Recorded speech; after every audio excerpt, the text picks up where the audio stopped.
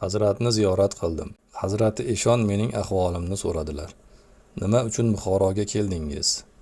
Ilm olish uchun keldim deb javob berdim. Qori murattabmisiz deb so'radilar. Ha, qoriman dedim.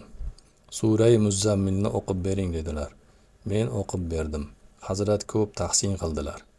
So'ng Hazrat kichik o'g'illarini chaqirib olib keldilar va o'g'illariga tavsiya qilib dedilar: "Bu o'rtog'ingni hujraga birga olib borgin.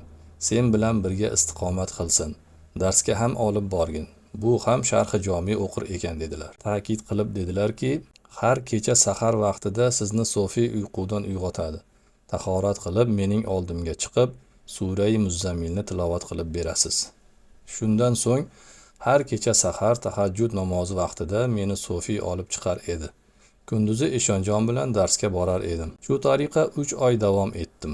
Keyin menga bu joyda istiqomat qilish qiyin bo'lib qoldi. Sababi shul ediki, Eshonjonning hujrasiga mehmon ko'p kelar edi.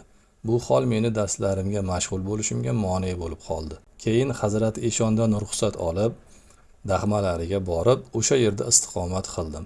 Garchi Eshonjonning hujrasida maishatim yaxshi edi, istiqomat uchun hech narsa kerak emas edi. Bovujud shunday bo'lsa-da, o'qishim yaxshi bo'lmagani uchun go'rxonaga ko'chib ketdim. Endi bisotimda tahsil olish uchun kifoya qiladigan hech narsa yo'qligi sababidan qiynalib qoldim. Lekin Parvardigorga tavakkal qilib, rizqimni Xudo beradi deb istiqomat qilaverdim.